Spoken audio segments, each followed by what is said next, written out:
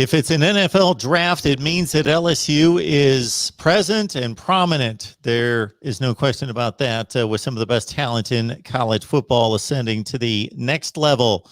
Got Lon Phillips Sullivan on the line from LSU Odyssey. So check him out and his work there covering the Bayou Bengals like few others. Lon, how are we doing tonight? Doing fantastic. Mark, how are you, my man? Go Tigers. I'm doing great.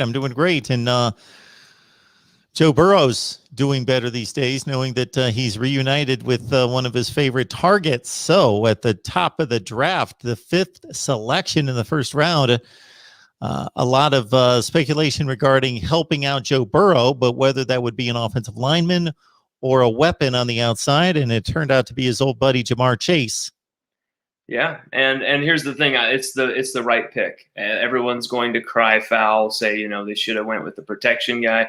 You shouldn't be leaving Joe Burrow writhing on the ground. Here's the thing: they did exactly what they needed to. Cincinnati. This is a fantastic draft here from the Bengals. Jamar Chase, he's that guy who Joe can get that ball out to in 1 or 2 seconds. He's that guy who can beat any DB in the league right now. I have a feeling he's got the core, he's got the strength, the aerial assassin in him to do it. But not only that, but Jamar Chase is the perfect weapon to free up this offense, and that in a way also is a perfect protection for Joe too. And it also gives his really bad offensive line last year a lot more confidence, a lot more room to breathe. It frees up Joe Mixon underneath, but you got Tyler Boyd, who had just under 2,000 yards just in the last 2 years receiving. And then, of course, T. Higgins, who should be good at any point. I mean, a huge high draft pick there out of Clemson. He should come good at some point, you'd expect. But Jamar is going to free up for other guys. That's the thing about Jamar Chase. He put up outrageous numbers: 20 touchdowns, 21.2 yards per catch.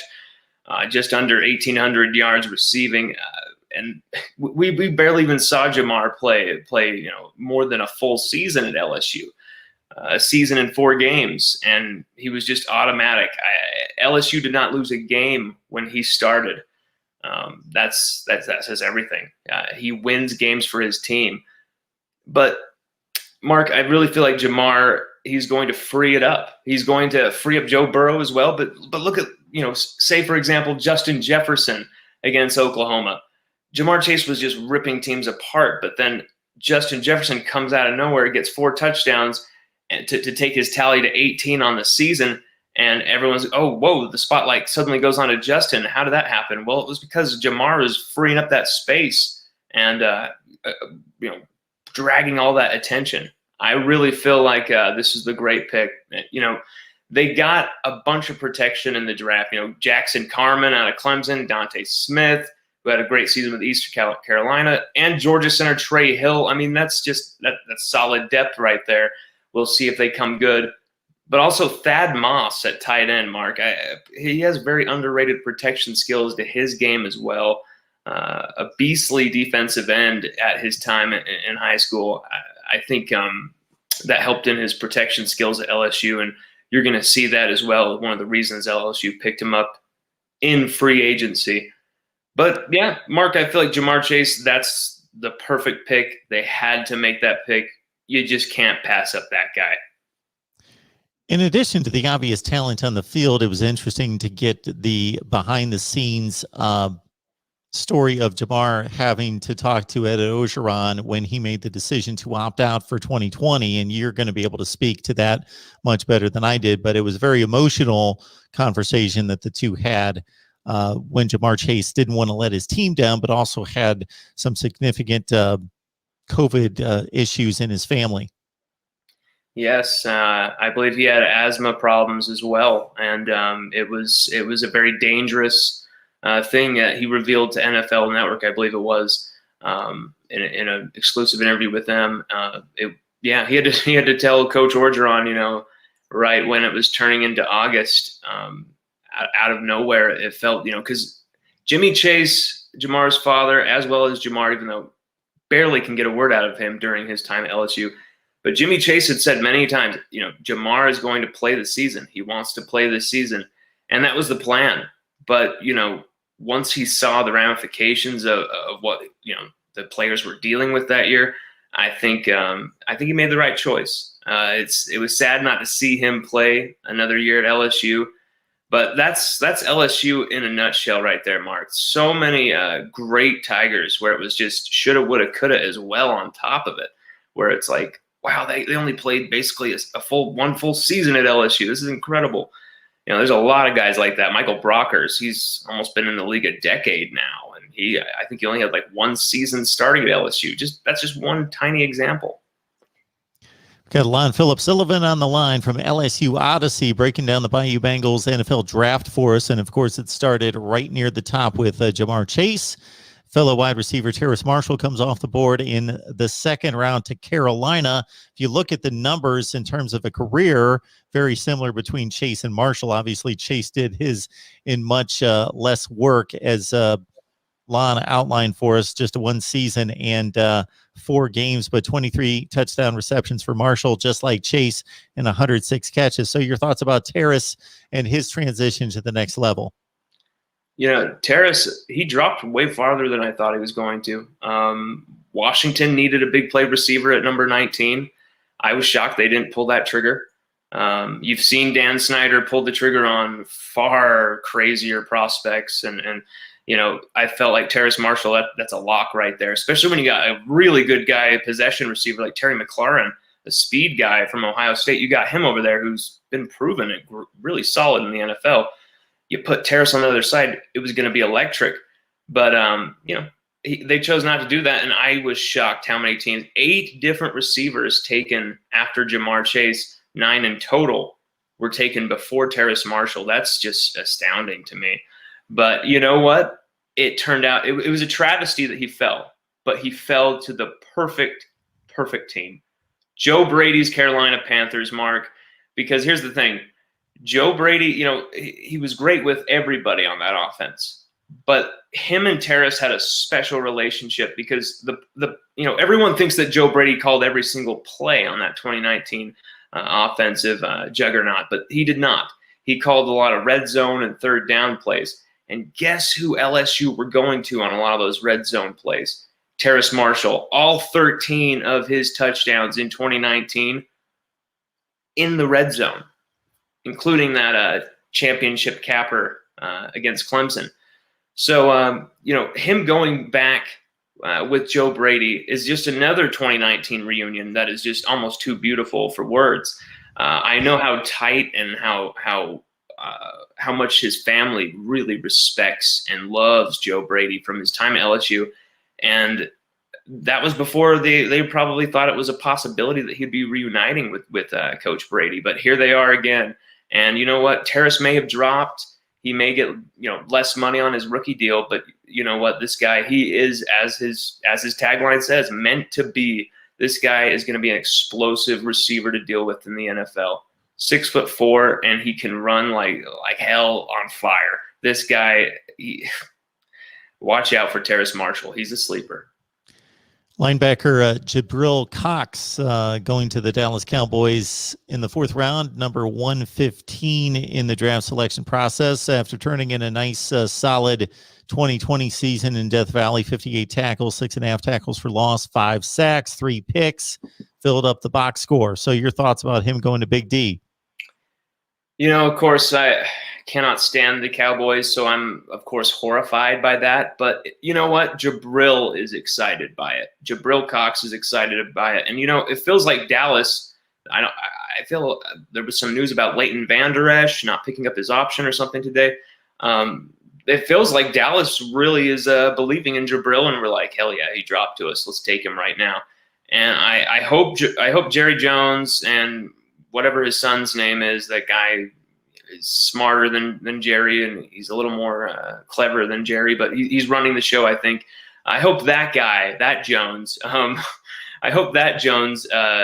actually respects Jabril like North Dakota State did and LSU did, because he had a fantastic single year here at LSU. 3 interceptions, almost 2 interception returns for a touchdown. This guy was a magnet to the ball. He was defending receivers, tight ends, running backs, covering routes down the field like a safety, just swatting the ball with his back to the ball. It was pretty damn impressive, especially when he's pulling that off against number 6 Florida.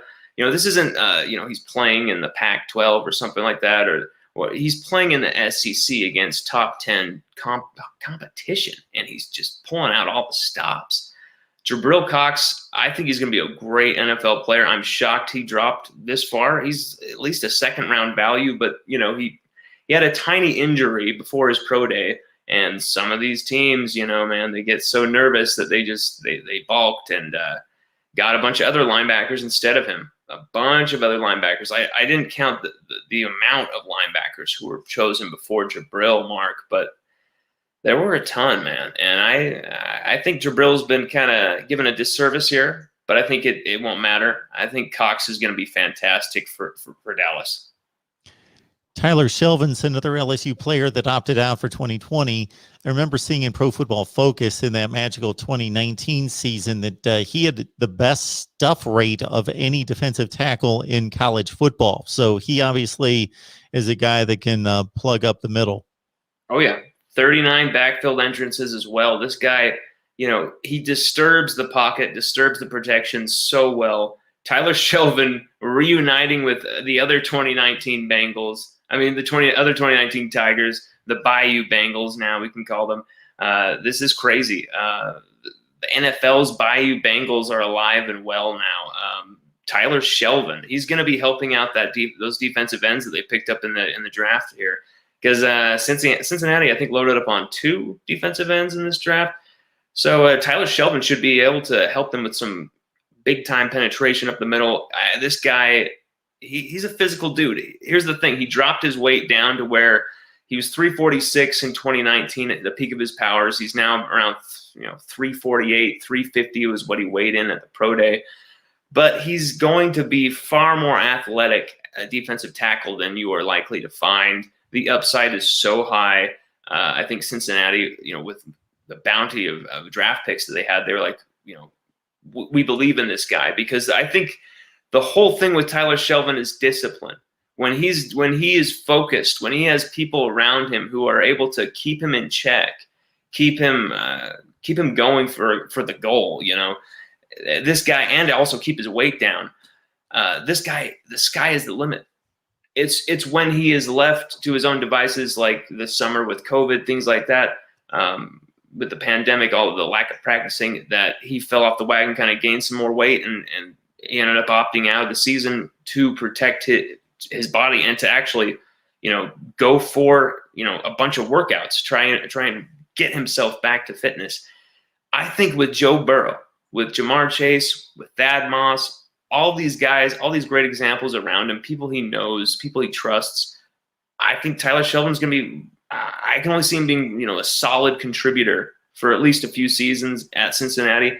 And then I think you're going to see him turn that corner maybe in season 3 and just probably just skyrocket from there. The guy has really, really underrated athleticism. Got Lon Philip Sullivan on the line to break down the LSU draft for us. Here in 2021, you can catch Lon's work, of course, at LSU Odyssey. You see it right there on the banner with all that receiving talent. Racy McMath didn't necessarily get a whole lot of play, but it's still good enough, despite just 33 catches for his entire LSU career with 4 touchdowns, good enough to get drafted in the 6th round by Tennessee. It's because of that speed. It's because of that height. The package of speed and height and just aerial assassin catching ability, Mark. It's a steal for someone like Ryan Tannehill, so deep in the draft, a weapon. A really good weapon when you got that kind of a running back with Henry back there. You need to have a guy who can take the top off of the defense. Racy McMath is that guy. He's an absolute brilliant receiver, but here's the thing. He had some injuries. He had some development issues, and then he seemed to kind of only be more of a solid contributor type of guy with the 4 touchdowns, as you saw. And there was a lot of missed opportunities I saw from Racy that left me wondering. And year in, year out, it was always, will this year be the year that Racy McMath explodes? And so many said, I'm going to be the guy to predict that Racy McMath is going to explode. I'm going to be the big Racy supporter. I'm going to say, And then always they would be the first people to hide if Racy didn't go up to their expectations. I feel like with a quarterback like Ryan Tannehill, I think Racy, the sky's the limit. This guy's a worker. And that combination of speed and height in the NFL, it's going to kill opponents. So I'm excited to see what he'll do. I'm really, it's kind of a toss up to me, but I'm pulling for Racy in every way, shape, or form, and I think he can do it. And you also see that combination of size and speed on special teams. He can really come down and cover those kicks and lay into somebody. Oh, yeah. I'm so glad you said that, Mark, because he just absolutely knocked the crap out of some people. I mean, some of his hits, Mark, vicious. I love that. Safety Jacoby Stevens going to Philadelphia in round 6 after totaling 190 total tackles with the Bayou Bengals. Yeah, 21.5 tackles for loss, too. 3 interceptions alone in 2019, including a few one-handed picks. I think he had 2 forced fumbles or 2 fumble recoveries and 1 forced fumble this last season against Mississippi State in the opener. A few sacks in that game as well. He fills up the stat box. Here's the thing. You saw a drop-off this year with the Bo Nix rushing touchdown against him. You saw some things like that. He faced some adversity where he was trying to communicate with the defense that was, lacking a leader. He was trying to be that guy. He was trying to be vocal. And I think this season, having to deal with the adversity after such an absolutely high-octane 2019 year for Jacoby Stevens, where many said Patrick Queen or Jacoby Stevens next to Derek Stingley, that's got to be our best defenders at the end of the year, just totally showing out in the biggest games of the season. I think him having to face that adversity in 2020 will make him a way far better NFL player. Falling in the draft as well to a team, the Eagles. I'm not sure if they still have my guy Jalen Mills from LSU on their team at corner. I'm not sure. Let me look that up real quick. But if they do, that would be a really good hookup for him to a real good, reference point, Tigers reference point for him to see. Well, nope, he moved to the Patriots. My bad. So yeah, I was thinking he may have moved to the Patriots.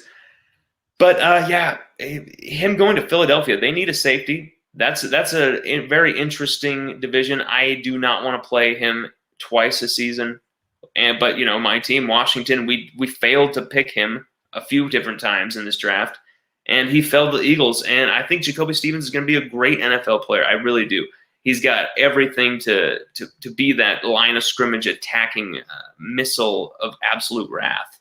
I think you're going to see him have some coverage deficiencies, but I don't think he'll be put if the defensive coordinator knows what he's doing. He will not be put in too many positions for that to be susceptible. But he's shown there's times when he needs to cover, he can absolutely get some random interceptions. So, there's some development for him to have, but at the same time, I have a lot of faith in Jacoby Stevens. It's a smart pick from the Eagles. How he fell that far, I have no clue. Staying with the theme of LSU as a DB factory, we go from safety to a cornerback in Kerry Vincent going to the Broncos in the 7th round after picking off 6 passes, opting out for 2020. John Elway at least knows he something about this guy where there's a lot of other, GMs were just not even giving this guy even close to a shot. This guy, he sees something in Kerry, and this is a guy with his versatility who's definitely at the least 3rd round value. This guy, nickelback, corner, free safety, plays them all fantastically. Small sample size, I get it, I understand. But he comes from an NFL background. Kerry Vincent Sr., his late father, he was picked by the Saints a long time ago. This is a kid who knows what the NFL is all about. Kerry Vincent, he was a great Tiger. 2019, he was one of the most underrated defenders on the team. Some of his plays in the air were unbelievable. But here's the thing, Kerry Vincent Jr., we haven't seen enough to definitively say, this guy's going to be an absolute machine. He's going to be so unbelievable at the next level. We don't know that yet. We don't know what role at Denver he's going to be chosen for. Is he going to be more of a nickel guy? Is he, getting selective reps? Is he going to be that free safety? Are they going to move him to corner? Either way, Mark, here's the thing. He has SEC champion track speed. almost to near Olympian level track speed, Mark, where it is just unfathomable how fast Kerry Vincent can be. So if Kerry Vincent Jr.'s speed can be properly utilized, and if he can harness these powers that he has, that he's shown at LSU time to time, and all throughout 2019 with his 4 interceptions, just look at his play on Jalen Hurts, and then look at the mature, hard tackling game he had against Clemson in the national title game, and that tells you what type of player Kerry Vincent could definitely be at the NFL level. We talk LSU football on a regular basis with Lon Phillips Sullivan. Catch him on LSUodyssey.com. We're breaking down the NFL draft with the Tigers sending 7 more to the NFL via the draft. But then you've got all these undrafted free agents. And Lon, you know, as well as I do, sometimes it's a better situation for a player to be able to pick and choose if he's not going to go until the late rounds, to be able to look at 8 or 10 situations and say, hey, this might be the best fit for me, rather than having to go to a particular team. So who are those players that again got that phone call after the draft was finished? Tori Carter, fullback, halfback. He could maybe even be molded into a linebacker. Once again, this is another member of the historic 2017 LSU class who's now put 4 3-star players into the NFL. Tori's one of them. 2 of those 3 stars, by the way, were first-round picks, Clyde Edwards-Helaire and Justin Jefferson. So 4 3-stars in the NFL. Tori's one of them. 10 overall draft picks from that 2017 class. Unbelievable. Tori wasn't one of them, but he is getting a chance in the NFL level through the undrafted free agency market. And, you know, he chose to go to Tennessee because he's got Christian Fulton there and Racy McMath, 2 fellow teammates from the 2019 team that, of course, he won a ring with. Tori Carter, he's an interesting guy. I'm not sure if he's going to, if his home is at fullback, or if he could possibly be moved to linebacker. He's more smaller in stature, but at the same time, he packs an absolute wallop. This guy has thunderous hitting ability. Will he just be stuck on special teams duty for a season or 2? I could see that before he has a chance to shine. But here's the thing, Tori Carter, he is a versatile player. We'll just have to see. If he's given a chance, it'll be interesting what he does with that. And then we've got Zach Von Rosenberg. Number of other guys, yeah. Zach Von Rosenberg going reuniting another 2019 reunion. Justin Jefferson, Minnesota Vikings. This is outrageous. I don't know how Zach Von Rosenberg wasn't drafted, but at the same time, you know, there's never too many punters drafted. Zach's not going to take it personal. He's already a millionaire. He's already been drafted by the major leagues. So he was drafted by Major League Baseball coming out of high school. So here's the thing, you know, he's in a very good situation in his personal life, Zach Von Rosenberg. It's almost too good to be true what the life he's living. So him being an undrafted free agent, don't feel too bad for him. Him going to Minnesota, though, that's a great move for him there. I feel like there's some familiarity with Justin Jefferson there. He'll have a chance. This is a guy who was pinning him deep left and right this season. One of the best punters in college football in 2020, just constantly consistent. But here's the thing about him. He's very athletic. There's times where a guy was just right in his face about to block that punt, and he'd juke out the defender, get it out of his way, and then get the punt off. I think he did that against Ole Miss in the rain. I mean, this guy, he played scout team quarterback at times. He's unbelievable. He's an unbelievable athlete for a punter. We'll see what happens with him at Minnesota, but I expect we'll see a lot of Zach Von Rosenberg, the eligible bachelor.